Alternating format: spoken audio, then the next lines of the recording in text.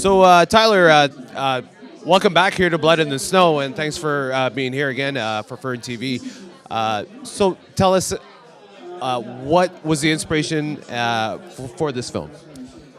So, this latest film, this is Steph. She's our lead actress from the latest film, and the inspiration behind this latest one was a little bit of a divergence from last year, which was a little more sort of zombie post-apocalyptic. And this one was sort of our take on a bit more of a haunting sort of story, so a little bit more of a subtle approach. And we wanted to kind of do something that had a little bit of a twist from the sort of general like haunting paranormal stories that are out there. So yeah. And then when we had Steph on board, we sort of just kept workshopping this idea about having a really strong female protagonist. So we sort of wanted to do something that had a little bit of a twist of a super empowered female lead, and that's kind of where Steph came in. That's what made me so excited about being a part of it, was that in horror, sometimes it's hard to find those really strong female leads, and he put it in front of me, and it was just an awesome opportunity. Yeah. She did really well, too. So again, you don't have a dialogue in the film, so for those who didn't watch our interview last year, tell us how important it is to be focused on the sound of your film. No, that's actually a great question, and yeah, we kind of had talked about this idea of whether to continue what we did with engineers in sort of really pursuing this experiment of sound design. And it just fit this story, you know? Like, it didn't... It was sort of a challenge we put forward to Steph as well. Like, can you communicate what you want with this character without being allowed to speak, essentially? So, you know, in continuing with that sort of thing we'd started with engineers, we wanted to take it one step further. And in being a little bit more of a subtle film, the silence played as much of a part as the sound in this film. So, you know, we will put dialogue in something, but for this one, you know, it was really just sort of taking it that one extra step further and seeing how much we could challenge ourselves in the sound design. So I spent like 2 months just sort of really pushing it to the limit, and I think it really worked for the film. So I think it's nice too, because sometimes in films you're sort of hit over the head with dialogue about how they're explaining the story, and so to have something like this where there's no dialogue and the audience sort of has to follow it themselves and sort of make their own ideas and understand the story in their own way, I think that's a really unique way of telling a story. Well, and just speaking to that as well, it was a little bit of a sort of, you know, a little bit of a risk to sort of put that challenge to the audience, in that we're not giving all the information there. We've left a lot of room for interpretation intentionally. So, you know, in speaking to people, we've noticed that people are drawing different conclusions about the film, and we really like that, you know. But that, you know, that could be a little frustrating if, you know, you're just kind of like, what does it mean? But it's like, you know, yeah, well, it you know, we have our interpretation of what it could mean, and we've heard some other interpretations, and that's been our favorite part about this film, is hearing that, like, people are taking away different things, which is really, really exciting for us. So people are saying, like, what happens next? Like, it's sort of left on a bit of a cliffhanger, and you're like, okay, well, I think it's going this way, but I really want to know sort of where it goes. So that's an interesting part too. Yeah, we were a little sadistic, you know. We leave it, you know, pretty open-ended intentionally, but yeah.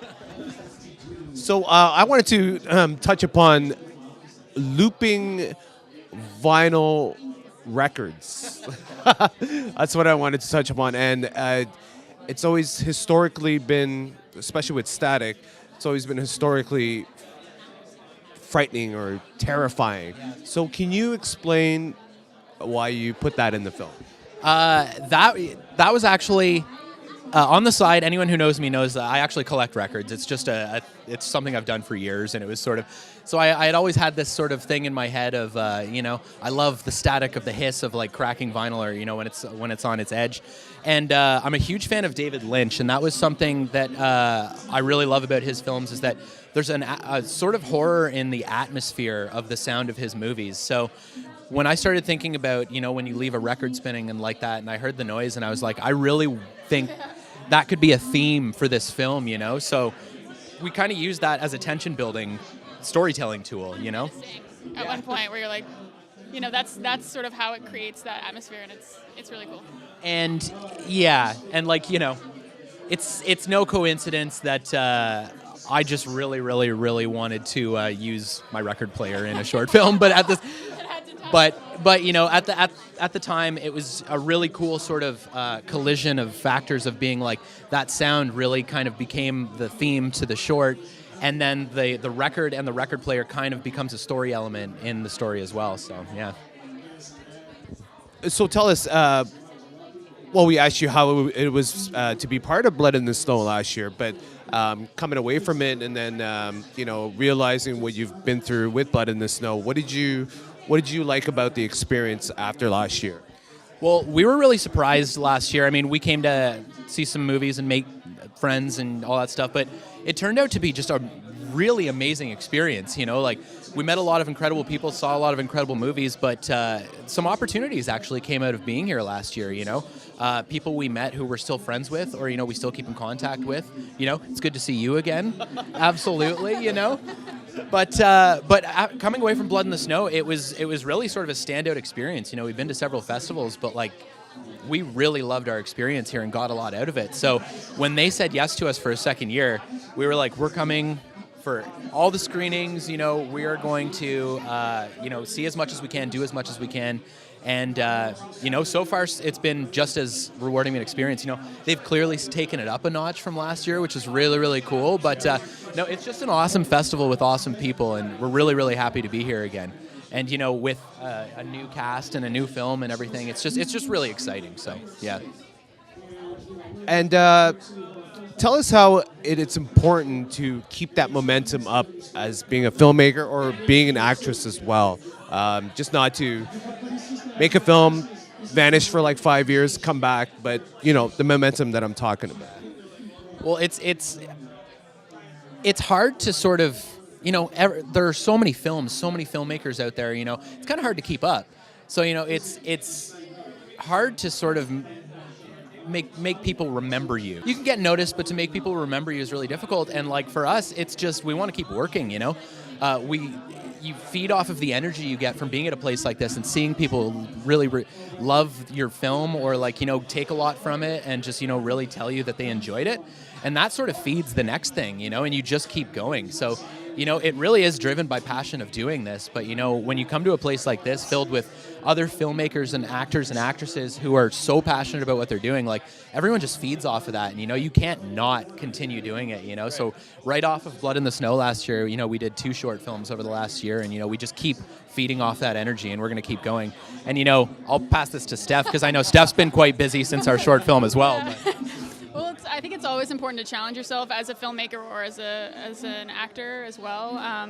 And what interested me about this project was the fact that there was no dialogue, and to play a character like this without dialogue is a challenge. And so it's always just finding those projects that challenge you and push you and keep you going. Like you said, putting projects out and seeing how people respond to them and getting that sort of behind you is really important as well. Yeah.